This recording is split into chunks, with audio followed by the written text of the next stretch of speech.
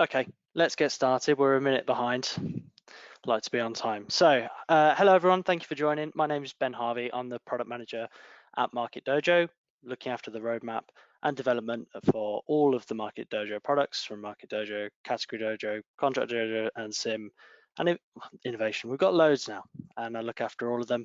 And what I'm going to go through today is what we've achieved in the past 12 months and what we're looking to do in the next 12 months for the rest of our financial year. Obviously, it's been an interesting 12 months for everyone, ourselves included, with many disruptions to the process, but we're still very proud of what we've been able to achieve over the course of the last financial year, which for us runs August to August, but also in 2020 as a whole. Just to let you know, there's in the GoToWebinar widget, you should see an option to ask questions.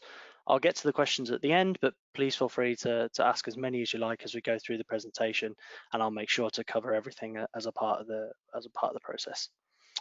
Okay, let's get started. We're actually going to start on the second point, which is a reflection on the past 12 months. We'll go chronologically, and we're going to look through some of those larger projects that we achieved over the past 12 months. So starting here, one of the big things we've done over the past 12 months is to add a lot of automation, categorization, and additional permissions into SimDojo, our onboarding tool. So I'll show you a demo of these shortly, but just going over some of the headlines. We've added tagging and custom fields for various different, however you wish to categorize your suppliers and any additional information you want to fill in for them. Using that tagging, we've been able to configure automatic questionnaire assignment and automatic approval assignment just to make the whole process easier, especially for those businesses who are in multiple countries, have many different approval sets. It's made it much simpler to set up that Sim workflow so it's truly foolproof. A series of questions and then everything is automated from there on for you. We've also added individual approval nominations. So in cases where you don't want a whole team to be answering questions, you want just someone in particular, you can allow for that. We forced the approval order, so approvals have to go through in stages if you wish, rather than just anyone when they get the chance. And the workflow order, you won't be able to, if you choose to, no one will be able to skip to the end. So you won't be able to start the onboarding process and immediately approve if that's how you want it set up. And additionally, for those businesses, as I spoke, working in multiple languages across multiple countries, we do now have the ability to force participants to complete a questionnaire in a particular language. So I'm going to start going through this now. There's a lot to get through for SimDojo. And if I just start showing this demonstration, and I'm going to go through each in turn. So I'm going to start adding a new participant here. And you can see now I have 6 tabs. Previously, we were down to just the 4. Now we have 6. So should you choose to set up tagging, you'll have this first tab here for categorizing your participants. So you can see on the right-hand side, I have the various categories that have been configured. And against each one, I'll see the tags that have been assigned. So in this instance, I'm going to click this drop down here. I'm going to choose a product of software. I'm going to choose a region of the rest of the world. And I'm going to choose a spending tier of high. And you can see on the right hand side, I can see which one of those are mandatory. I can see which one of them isn't, and I can see the various color coding telling me which category each tag falls into. Additionally, from here, you can also set up some guidance. So within this help text, if there's a particular category that's going to be difficult to define, or maybe you need a reference document for your staff to go off and review, you have this guidance button here, which on click will open up a URL, which could be to your internal systems or elsewhere, just to give additional information to those completing the setting up the onboarding. So coming back here, I'll show you how this is all configured. So this next tab, I've opened up my Sim settings, available from the admin menu. And if I scroll down to the very bottom, I've got the new participant properties configuration here. So you can see the various categories I've got set up, the product, the region, and the spending tier. I can decide whether these are mandatory or optional, and I can add the various tags that I wish to assign against each one, removing them as I see fit, or adding in additional ones. So who has access to this? That's defined by a new host permission. So open up another admin tab, host permissions. And if we choose the second user here, and on the Sim permissions, you can see we have 3 new permissions that have been added this year. The first one we're going to discuss here is participant tagging. So this participant tagging dropdown is for those who can change those tags. So who has the ability to go in and add new categories, to delete categories, to change tags. So you can give none, view, or edit permissions to that, and that purely defines who can see this area on the configuration screen. Anyone with access to invite sim participants, this is of course just edit or none, will have the ability to add tags in this area. So you just need permission to add a new participant to access this. One final thing to show then is on a particular supplier record. So I've navigated to supplier here, and you can see on the supplier details, if I scroll down to the bottom, I've got the participant properties assigned here. This is for an existing participant, so they're a little different, and I can amend them on the right-hand side. So I can change my region, products, or spending tier as I see fit. That's the first tab. And if I move on to the second tab, just custom fields. We've had custom fields elsewhere in the system before. Contract Dojo is a particular example, but you can add them here now in Sim Dojo as well. So I have the ability to create as many different fields as I like. In this instance, I've created a drop-down, a select from list, and I'm going to choose other. And then in this instance, I've also created a text box. And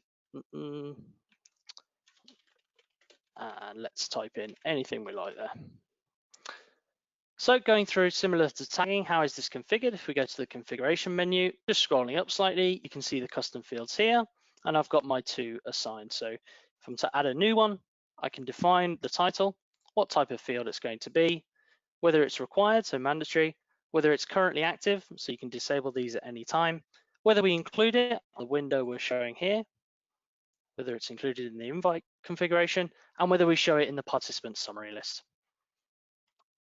Now, the person who has access to this is defined by the sim event configuration, which handles all sim event configurations that aren't defined by another permission here. And we hope in the next 12 months to break these out to be even more granular. The final thing to show then is how this shows on the participant record. And scrolling up from the tagging, you can see here the custom fields, which ones are required, and I can change these as I see fit.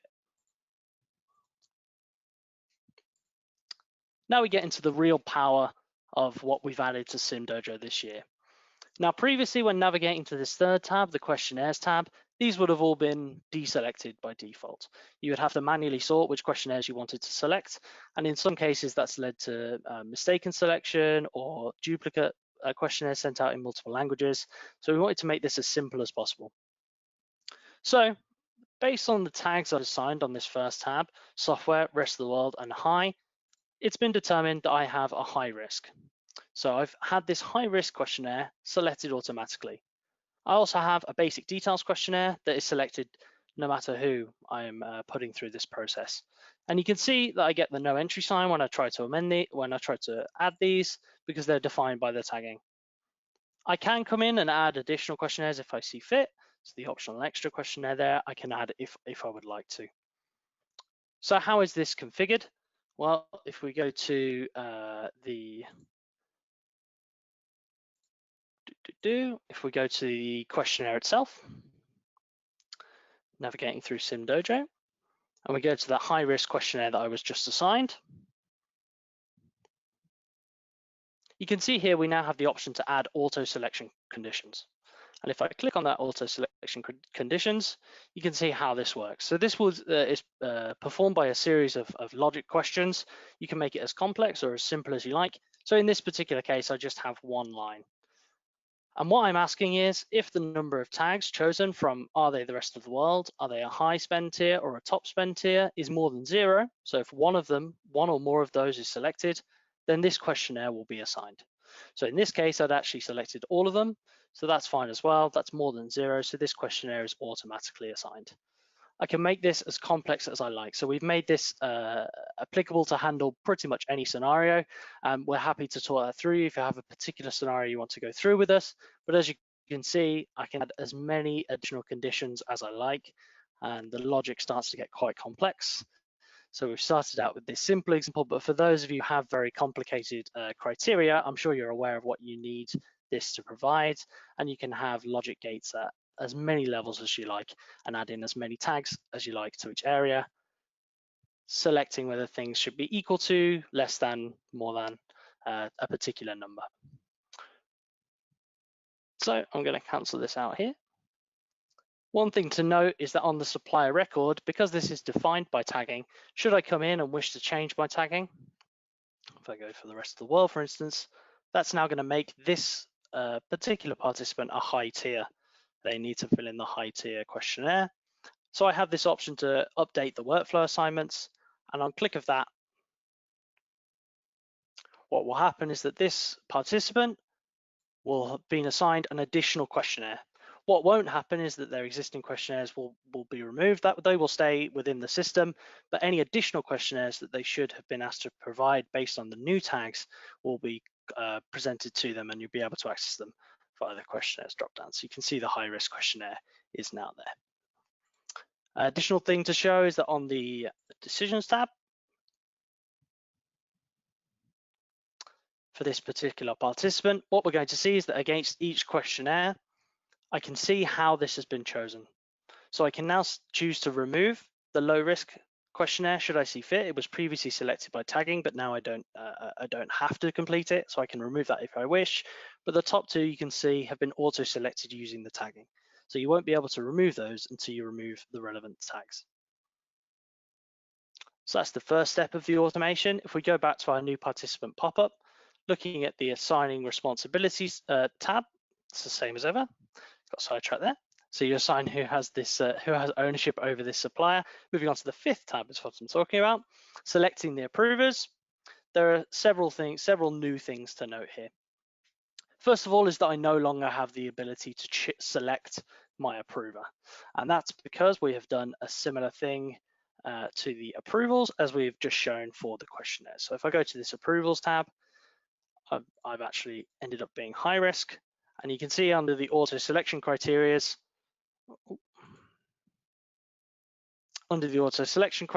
I've set up the same thing. So in this case, I've broken it out just to make it easier to read. But if the number of tags that are the rest of the world is more than one, so if they're from the rest of the world, or if they are high or a top tier spending, so if that's more than one, then they'll be assigned this approval set.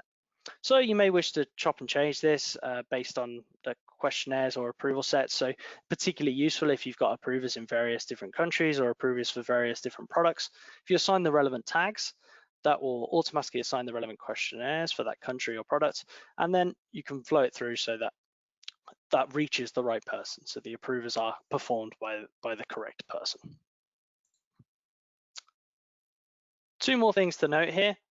Number one is this new checkbox here. So the individual must be nominated. And you can see in this example, the legal team is deselected, but the financial team is selected. If I go back to my new participant pop-up, if I try to proceed here, it's going to let me. Please select individuals for the following scorer and approval groups. So in this case, we want to actually specify who is completing that approval rather than leaving it up to the group to decide.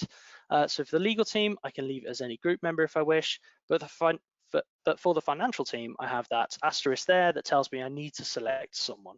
So in this case, I'll select myself, and then I can move on to the next step. One final thing to note on the approvals is that we now have steps involved. So you can see under step one, I have my first two, legal approval and financial approval. And then in step two, I have my final approval. And that is to force the approvals to go through a particular stage process rather than having anyone jump in and complete approvals at any time. In this case, step one would have to be completed first, so both the legal team and financial team would have to complete approvals before then moving on to the final approval and then what would be a decision. Okay, I'm just going to check my notes, make sure I've covered everything. And we have. So the final thing to note is within the sim settings again.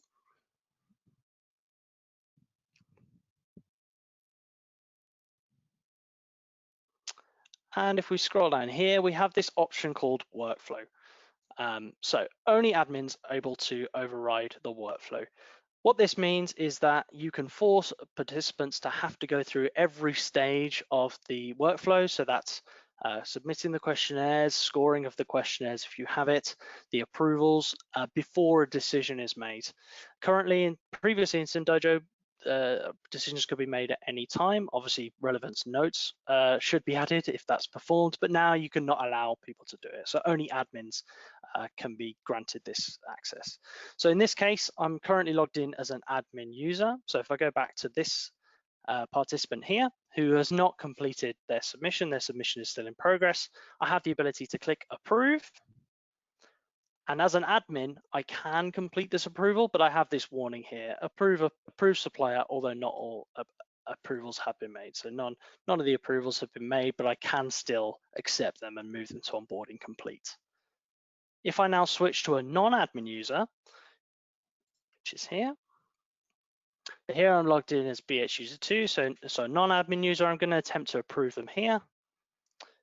And it simply says that I won't be able to do that. So if I need to approve this supplier, it can only be done by someone with admin properties. And going back to my original, that admin property is defined by this sim event configuration. So if you have edit access there, you'll be able to override the workflow and complete the onboarding without having gone through all of the various stages. I have one final thing to show here, and that is on the original tab, so on the adding a new participant, and that's on this final tab here. So the participants, nothing new has changed on the top two. You can still add a participant in various different ways via upload or pasting into the user email. But one thing that has been added is selecting the language that the participant must complete the questionnaire within. So in this instance, it's all the languages we have within the system, and in this case, I'm going to select English.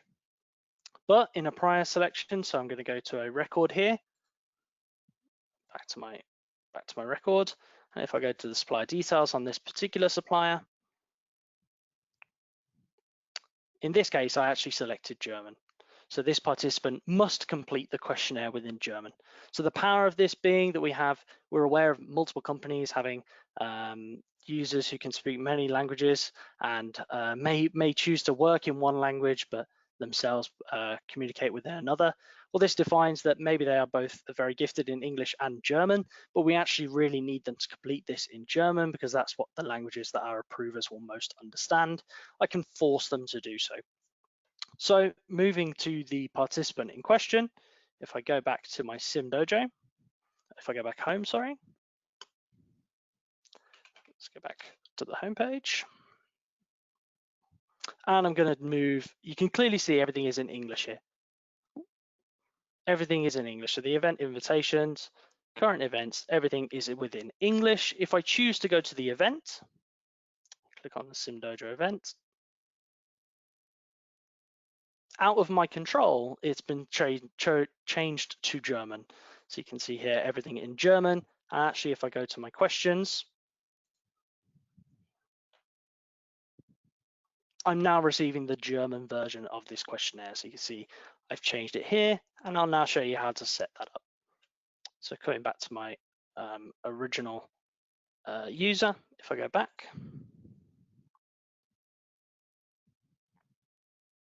and view a particular questionnaire, so in this case, basic details. Here's how I'll configure this. So currently I'm within English, and you can see the question is question number 1, mandatory. If I choose to change to German,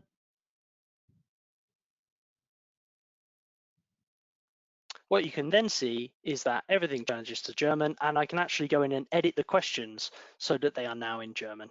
And then when a participant user navigates to this questionnaire in that chosen language, they will be given the questionnaires within that language. So there'll be no confusion about which language they should be completing the questionnaires in. So how do we define how this happens? So if we go back to the configuration, you can see on the right-hand side, we have the ability to enforce participant languages, and goes through exactly what I've just explained. You can choose to have this on or off for your questionnaire, for your whole sim event as you see fit. And then you have the option to choose whether it's required, so mandatory on this stage of the add new participant. So you may wish to enforce it in particular cases, but don't necessarily need it for everyone. Then you would change it to not be mandatory in that case. Now, I think that is everything I wanted to cover for this particular stage of Sim Dojo. Double checking his list. So let's move on to the next large project we completed quite recently within Sim Dojo, and that's inviting the same supplier multiple times. So there are various changes we've made to implement this. If I navigate back to my sim event in a second, what I'll be able to show you is having confirmations when inviting a duplicate email address to make sure this isn't done by mistake, having confirmations when adding a new user of a mixed domain onto a contact list of an existing participant. That's to come on Saturday, so I'm a little ahead of the curve here. Editable company names, we know this has been asked for a while, is the ability to change the company name that shows against the sim supplier, and we'll show you how it's viewed by the participant. So coming back here, what I'm going to attempt to do, if you can remember the email.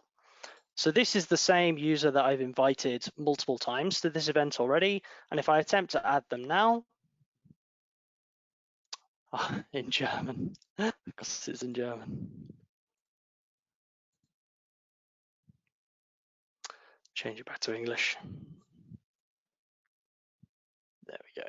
If I attempt to add them now, it's going to give me a warning. So please confirm you've already added this participant to this event in the past. Are you really sure you want to invite them again? Now, there are scenarios where you would want to do this. Maybe you're using a supplier for instance, for hardware and for software, and they have to go through two different approval processes to complete that. The only example I know of working in software, but you might want a different approval set for the hardware side and for the software side. So you may wish to add them to the event twice and have them go through the process twice. We can now entirely handle that. So if I look at my participant list, this is actually the same user twice. And if I click into one, what I can do is I can now edit the name that is shown against the participant. I think I was already on this participant on another tab. My mistake. So navigating to this participant, what you'll see is at the top left where the name is, I actually now have an editing option. Whereas previously this would have just been the name that the participant user set up when they set up their account. It would have been that by default. I can now change this to be whatever I want it to be. So in this case, I'm onboarding the same supplier twice, once for software, one for hardware. And if I click software, it gives you a warning. This name is shown to the participants, as I'll show you in a second. So don't write anything like we don't want to work with this person.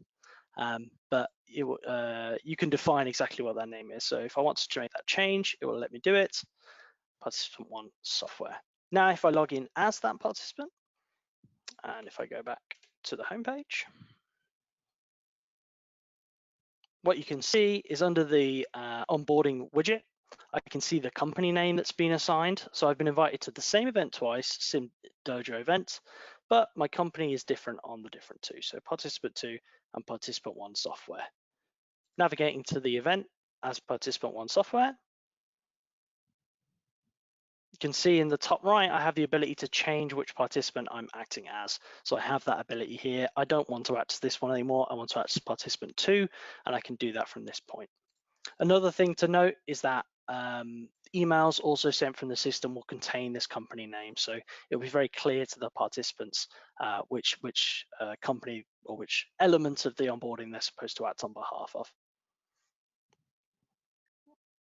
Okay, I think that's that. If we go back to the presentation.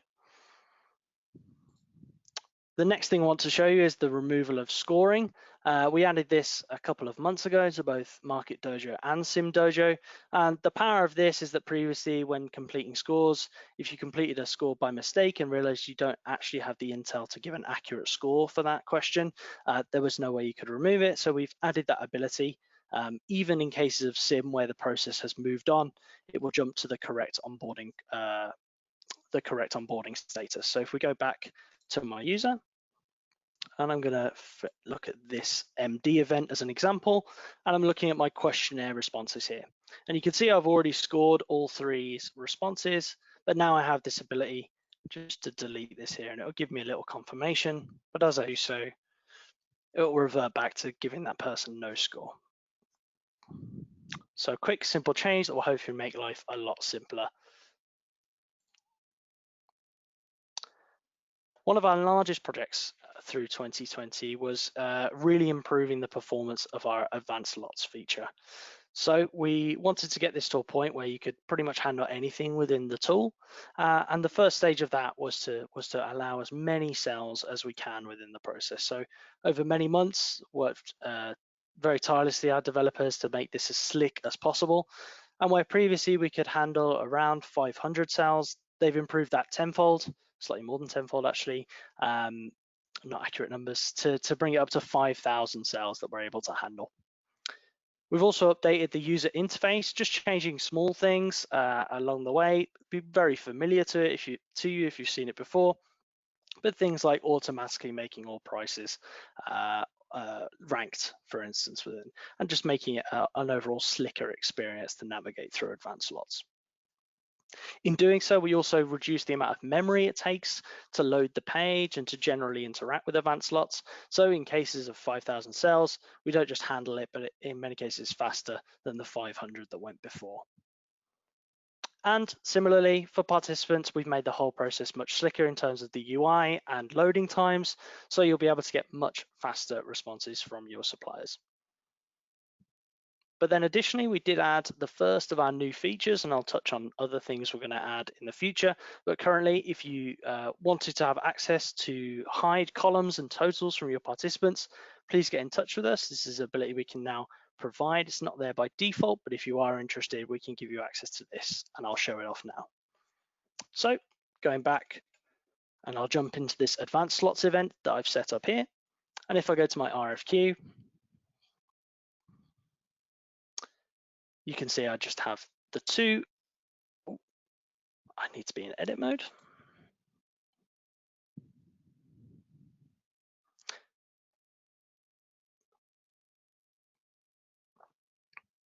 Okay, and you can see I have two components set up and a total column, and then two line items and a total. Now, in cases where I've added a component that is for the host to complete, I will get this option to hide from participants. So in cases where you might want to add additional information about a particular line item, for instance, how you're going to score questions, what the exact criteria is for a participant to succeed, you don't want to show that to the participant, it's just for internal information. Well, you have the ability to do that here. But not only can I hide the components from the participants, I can also hide the totals. So clicking on the total column, I also have that ability to hide from participants here. Now, the power of this being that maybe you've asked them to complete multiple cells, and in actual fact, you have a calculation going on in the back end that determines this total, or maybe you don't want them to see exactly the total they are bidding against, you just want them to give honest answer to the individual questions. Well, you can hide that from participants as well. And similarly, with that total column, you can also do the same for the total row. So anything that is completed by the hosts themselves or as a total to the event, you have that option to hide them from the participants. And if I log in as a participant now, just reviewing what I can see here, I have two components and two totals, a column and a row. If I navigate back as participant one within our Sandpit environment, if I go to the RFQ, what you'll now see is that I can't see the totals and I can't see component one. So I have that ability to just give them one, in this case, one column to complete. In many cases, if you're using advanced lots, it's going to be many, many more columns and line items, but you have that power now to only show the participants what you would like them to see. Okay, jumping back to the presentation then. So that's the next demonstration. If we move on, should be showing. We've also got numerous things we've added to our multi-stage RFQ. So I sat, well, not here, I sat in the office last year, of course, showing you off our new multi-stage RFQ functionality that we'd added to the simple lots within Market Dojo. And we've really enhanced that this year, just making it more flexible to accommodate more scenarios. So if I jump back to demonstrate this, going back to this event that we were on before, if I go to my RFQ, and you can see that this RFQ has completed. So it's a simple lot, the RFQ has completed. So I have the ability now.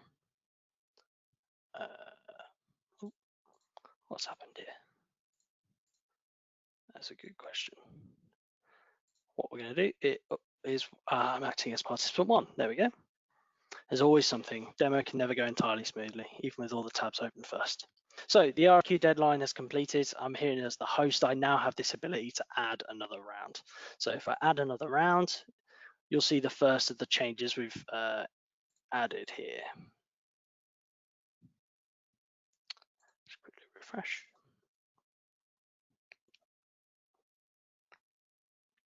There we go. I'm still acting as participant 1. Tried to change it too quickly. So now we are back in as the host. If I add another round, the first change I'll show you off here is the ability to allow bids to increase. So this is a reverse auction. So traditionally we would have already allowed bids to decrease in between the rounds. You now have the power to actually allow them to increase. Now, why would you want to do this? Well, we've experienced through auctions and RFQs over our time here, 10 years now, that requirements change through the process. And although we recommend having a very strict requirements process at the start, we are very aware that these things are highlighted when bids actually come in. So you may find that your requirements have slightly changed based on the bids you've received. Maybe things weren't entirely accurate, or maybe you just want to add additional things in. Well, now you have that ability. You send out a new requirements document and then allow the bids to increase. They're actually going to be slightly more expensive than you thought based on the new requirements. So you have that power here. And one thing I'm also going to do here just for future demonstration is to drop Sandpit user 3. So if we save that, I'm now into the second stage of my RFQ. So if participants were to navigate to this, and it's fairly self-explanatory, so I'll skip over it. But if participants were to navigate here, they would have the ability to place a higher bid within that round. I'm going to end this round of RFQ and show you the next change we've done. So that's round 2 complete. So I'm now going to have the ability to add another round. And another change we've made is adding back in dropped participants. So I have that power. Maybe there was one particular supplier who didn't quite understand the requirements during round 1. You can just create a round 2 just for them, have them complete their true first bid, and then for the third round, add everyone back in. Or whatever reason you might want to do this, we've added as much flexibility as possible.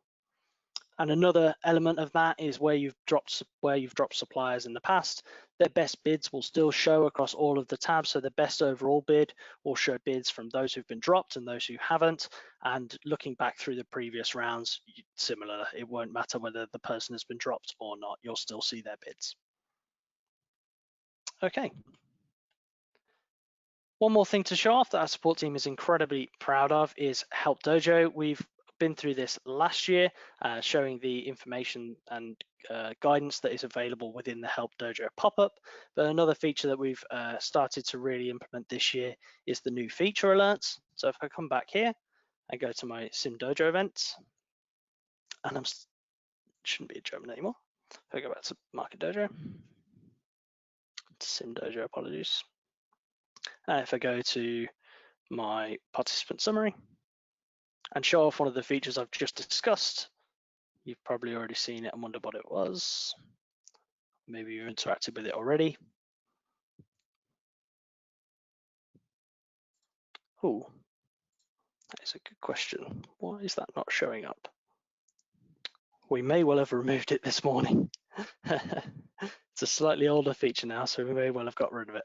But what you may see is on the participant summary, if you navigate there, you'll have the a little icon that shows up in some instances to give you more information about what has been added to that particular element of the site. So in this case, it'll be a little red icon that pops up, and on click, you'll see some more information about what exactly we've added to the system. One final thing to note is that we've added 3 new languages to the system this year. These were, he says, jumping back to his notes, Turkish, Vietnamese, and Thai, and we're really proud to now support 23 languages within the system. And if you are interested in getting more added, we're more than happy to have that discussion, really, to make this as worldwide an offering as possible. One more thing we're really proud of, as we have been throughout my time here and well before that, is our commitment to doing what we call customer love. So we have a development team who's entirely devoted each of our 2-week sprints, to producing something that our customers have recently asked for. Just clicking through here, I've added a whole host of what we've added this year. These are just the highlights. We've added many, many, many more things, and I've added a little GIF of each of the central points. So this SIM escalation removal here, you can see I've got an escalated approval in the bottom left. I now have the ability to click no escalation and save to remove that escalation from the approval. Go through to the next one. Ending RFQs instantly. I just showed this off without thinking about it, so it's been really useful for me in testing. You can see in the top left, and I've already demonstrated it, from the current drop down, for a current RFQ round, you have the ability to click down and end the RFQ instantly. For any open questionnaires, it will also end those, and then you'll be able to, if in Simpleots, create a new round of RFQ should you wish. And there's a big warning there just to say we would always recommend notifying your suppliers before doing this. Don't surprise them with an RFQ ending early. Finally, well, no, not finally, 3rd out of 4, on hold always being available in Sim Dojo. So previously, you could only place customers on hold at the end of the onboarding process, but we're thoroughly aware that actually you would want potentially to do that at any stage during the sim onboarding, and so we've added the button to be available at all stages. So you can see in the top right, the participant's currently submission in progress. I have the ability to click on hold, add any notes I wish, choose to notify the participant or not, and then once they are placed on hold, I then have the ability to resume onboarding. And as I do that, they'll return to wherever they were in the onboarding process before I click that button. So in this instance, back to submission in progress. Finally, link questionnaire deadline. So within Market Dojo, you can see in the bottom left, I'm creating a questionnaire with a deadline of Christmas Day. When I add a new questionnaire, I have give it a name, and then I have the ability to just on the right hand side, click to match the previous deadline. We know that in most cases, questionnaires, you want them all to end at the same time. And if you want to come back and edit them, it can be a pain to go through and do each one. So we've made that just a one-click thing. You would only have to set it up in this way, go back, amend the first questionnaire, and then you're done. And that's that. So you can see there's a whole host of things we've added for customer love. We plan on continuing this throughout indefinitely, to be fair. And I'll show some of the examples of what's coming up in future shortly.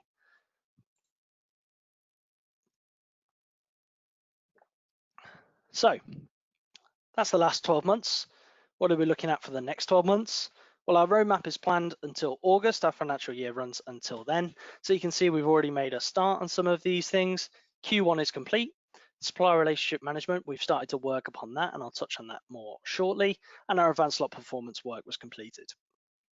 In the middle, you can see our ongoing projects. So our customer love team have been working continuously. We've also started a maintenance team to fix out, to really support the back end and make those changes quickly. And we've started to enhance advanced slots with things like the hidden columns and totals shown. We are due to start work on streamlining our on-demand auction, so getting people from navigating the site and getting through as easy as possible to completing their first auction.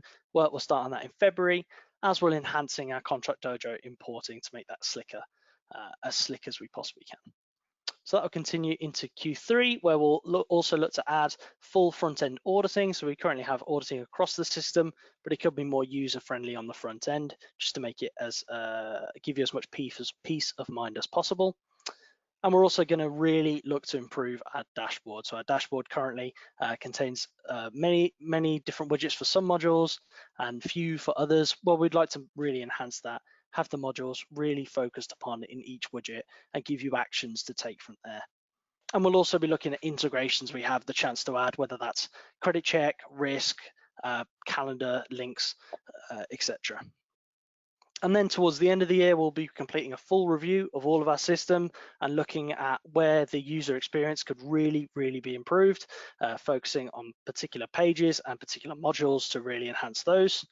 And we'll also be looking to make it possible for participants to access events without having to log in. So invites sent from the system will contain a very complex URL that they click on to access the site without having to log in. Instead, it will just be unique to that URL.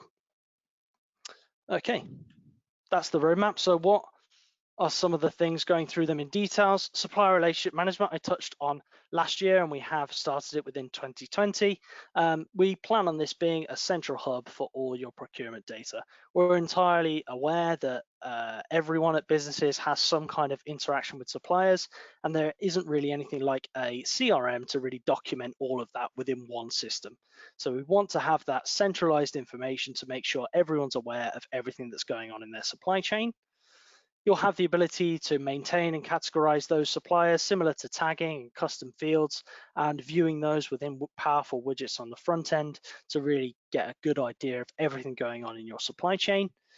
And you have the powerful ability to record any activity. So whether that's calls, meetings, tasks, any notes that you want to record against the supplier, just making sure all of that information is stored within one place, and also scheduling things off the back of that. So where you have a meeting scheduled, if you wanted to schedule several follow-ups, on the back of that, you'll have the ability to do so, to generate actions that have a particular owner, and that's to show up on their dashboard with warnings of when they're getting close to being completed, close to being overdue rather, and assigning internal, so that's assigning internal stakeholders, but also you have the ability to assign external stakeholders.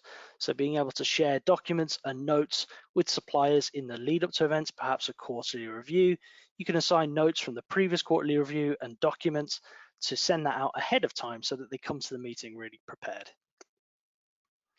So that's supplier relationship management. It's currently undergoing a beta.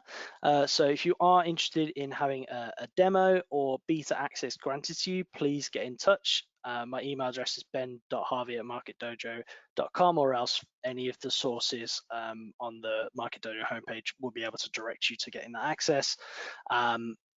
One thing to be aware is obviously beta access, but we are getting close to completed, but it does still need some work to finish it out. But any feedback you can provide would be very welcome.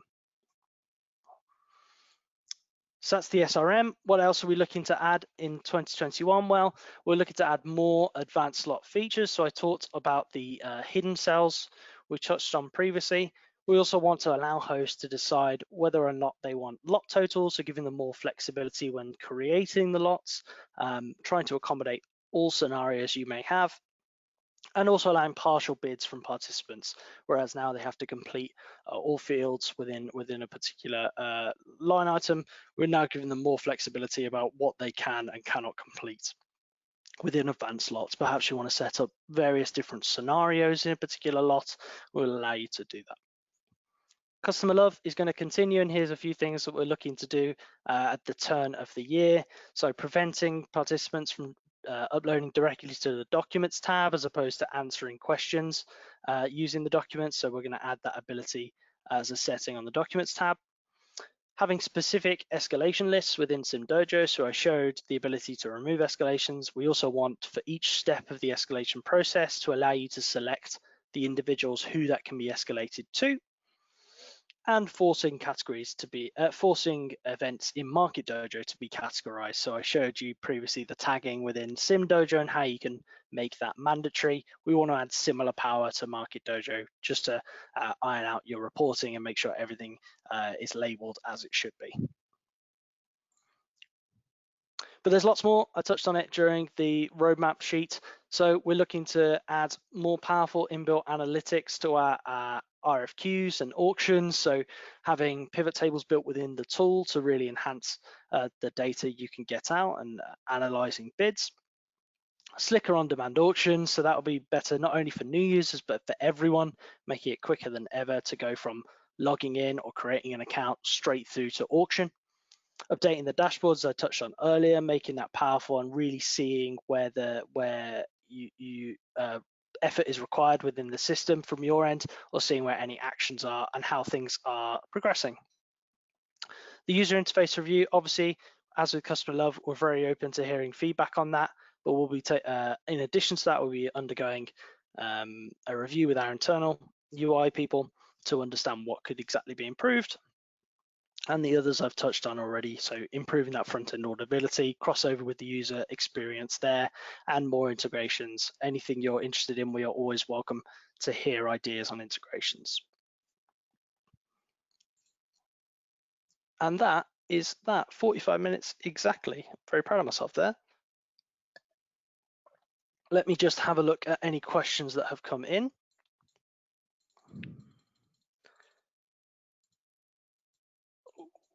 My GoToWebinar's being a bit awkward. Toby, could I ask that you paste the questions into the chat? Okay, so the first one was, will you be holding any more workshops for future feature and modules in 2021? So two answers to that question. Number one is that we've continued to build working groups for particular modules. So for the SRM, we've got that open beta underway. We had a group coming together for feedback on that, the initial specifications, and now that it's in beta, providing me with feedback constantly on that, which has been incredibly useful. I'll be looking to continue that with the beta for SRM, and then any new large improvements we're looking to add, I'll be looking to build those working groups as well. So if there's any particular project you are interested in that I've talked about today, please get in touch and I'll be more than happy to add you to that. In terms of workshops, obviously meeting in person, a little up in the air right now. I will be looking to do more things online next year. So where those working groups are set up, having those kind of workshops where everyone can discuss in person is really valuable. Next question.